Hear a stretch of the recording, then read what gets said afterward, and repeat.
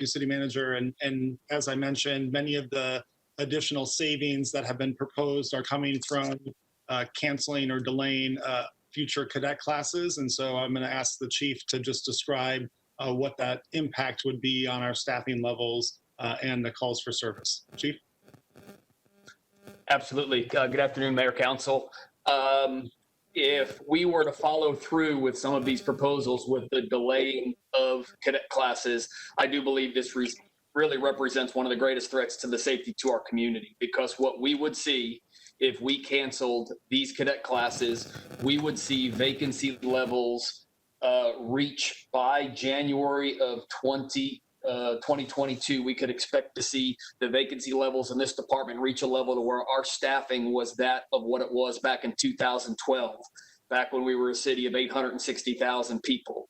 So if you could imagine, we've added basically a city of Round Rock to our population, and that would be like leaving a city of Round Rock without any police officers. And so the staffing implications of not moving forward with hiring would be significant on many fronts. We already do not meet our goals for response times in our priority 0, priority 1 calls, which is a critical performance measure for us.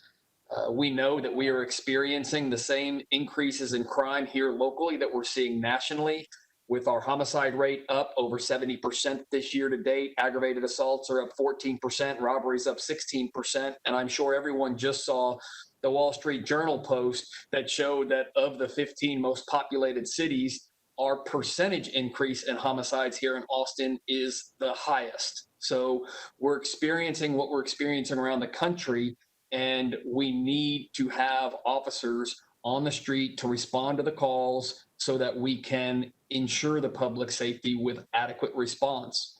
Now, I'll take the steps necessary to ensure we have officers on the street, but that will come at the expense of other services within the department. We will have to transfer people out of divisions that are also very critical to operations right now, critical to serving our community.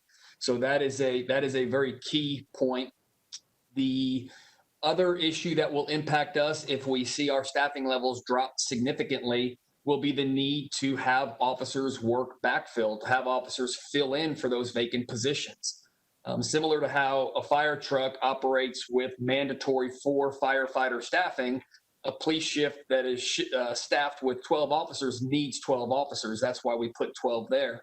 So we could expect to see a much greater need for officers on overtime, and that will impact officers' health and wellness the more we continue to demand of them to fill these positions that will remain vacant long term, and that could have impacts on our performance as well. So that would be concerning, and it would also have budgetary impacts as far as the need for overtime. So while we absolutely recognize the need and look forward to the continued work we're doing with our cadet training program and in-service training program, we've brought in outside consultants. We've created a position for a civilian PhD to help us in those areas. We're doing a lot, but I do not believe that slowing down the cadet classes is in the best interest of our community or the safety of our community. Thank you, Mayor. I kind of don't know what to say. Ed, thank you for laying out the challenges of the proposals in a way that I think is reflective of the machinery that has to get built or shifted in order to accomplish it.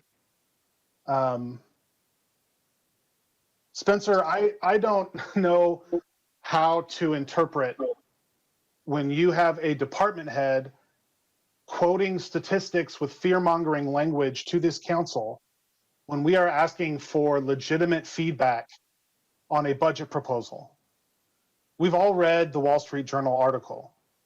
I have seen members of that department share photoshopped versions where they cut out the part of the chart that showed we are 14th out of 15 of top 10 cities in homicides. They cut that part out, and they only showed the part that was a percentage. And only because we are one of the safest cities in America does that percentage seem artificially high. And I have yet to hear an analysis from staff on the pandemic's impact on crime, because it wasn't just Austin that is facing a problem. Every major city with leadership of all different political positions, including cities that have increased police departments, are seeing those crime trends occur. In fact, I had a member of that department who holds a position of leadership send to me an article about the city of San Jose saying that mayor had it right. That mayor had it right because they wanted to add cops right now. When you look at the city of San Jose, they have approximately the same population as Austin. They have lower crime than Austin and half the number of police. Half. The proposals we're deliberating right now are modest. They are modest. We're talking about the difference between 1,800 and 1,850. Like we're talking about a scale that is a drop in the bucket, certainly a drop in the bucket to what the community is asking for. And Spencer, I beg you to give us department heads that are wanting to partner with this council to do the work, because I am tired of dealing with department heads who fight the council.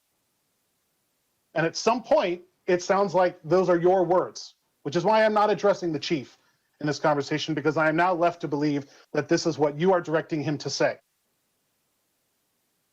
As far as the proposals are concerned,